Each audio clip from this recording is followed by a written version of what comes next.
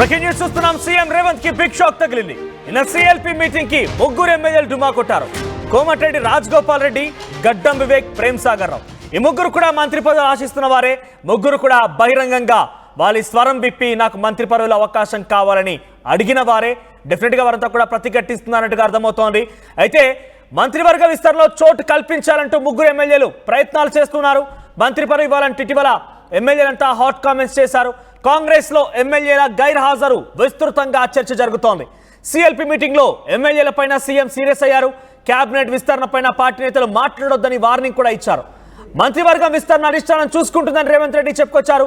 Party line దాటితే కఠిన చర్యలు తీసుకుంటామని కూడా హెచ్చరించారు. ఈ ముగ్గురు ఎమ్మెల్యేల గైర్హాజరు పైన ప్రస్తుతం చర్చ కొనసాగుతుంది.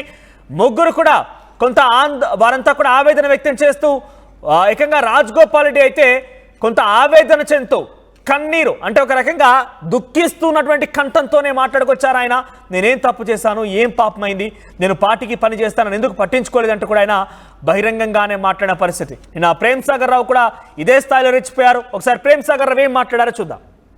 పాదయాత్ర వేస్తే కనీసం 7 నిమిషాలు కూడా రాలేదు. వాళ్ళు ఇవాళ మంత్రి గురించి మాట్లాడుతున్నారు. ఇవాళ ఆ దినం ఖార్గే గారి సభకు కూడా రాలేదు. కనీసం మంది తెచ్చు సంగతి వేరు, వాళ్ళు కూడా మంత్రి పదవి అడుగుతారు.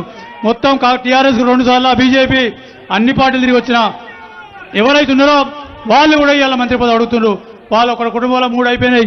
ఇంకోటి ఇచ్చేస్తే జిల్లాను కాంగ్రెస్ పార్టీ వాళ్ళు దత్తత చేసి అమ్మజేయింది. అప్పుడు కానీ ఈ జిల్లా ఉమ్మడి జిల్లా అనేది తెలుస్తుంది మీకు. ఇవాళ నా ఆదివాసీలు, నా దళితులు, నా మైనార్టీ సోదరులు గొంతులేని వాళ్ళ గొంతు నేను ఉన్నా కాబట్టి ఖచ్చితంగా వాళ్ళందరి గొంతుకైనా ఉన్నా నా గొంతు కొడిస్తే వాళ్ళందరి గొంతులు పోతాయి కాబట్టి ఖచ్చితంగా వాళ్ళ కోసమన్నా దేనికైనా సిద్ధంగా ఉన్నా.